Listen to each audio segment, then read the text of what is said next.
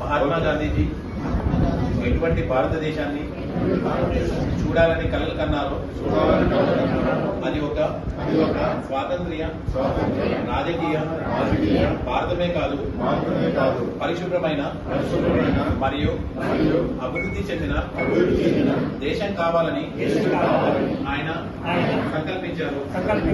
దీనిని పూర్తిగా తీసుకుని స్వచ్ఛ తెలంగాణను సాధించి తద్వారా స్వచ్ఛ భారత్ ను సాధించే లక్ష్యంతో నేను కృషి చేస్తానని ప్రతిజ్ఞ పూనుకున్నాను.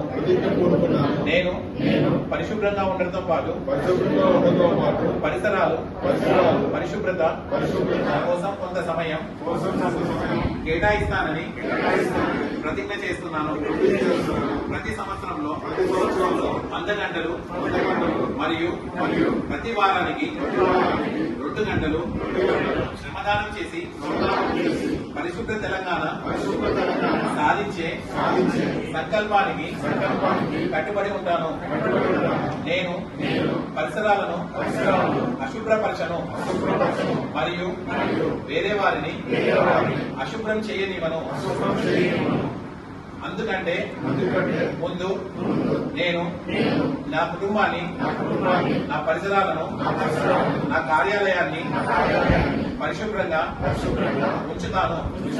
ప్రపంచంలోని ఏ దేశంలోనైనా పరిశుభ్రత కనిపిస్తుందంటే దానికి కారణం ఆ దేశ ప్రజలు దాన్ని పరిశుభ్రంగా ఉంచుతారు మరియు ఇతరులను అపరిశుభ్రత చేయలేకపోవడమే అని నేను నమ్ముతున్నాను.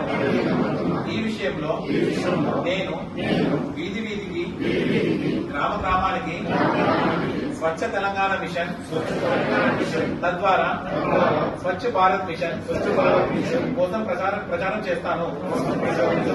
నేను ఈ రోజు నుండి నాతో పాటు 100 మందితో నాలాగా పరిశుభ్రత కోసం 100 గంటల సమయాన్ని కేటాయించినట్లే చేస్తానని ప్రమాణం చేస్తున్నాను.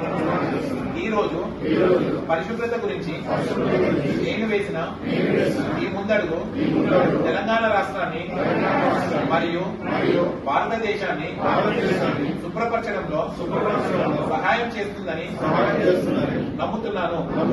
స్వచ్ఛ భారత్.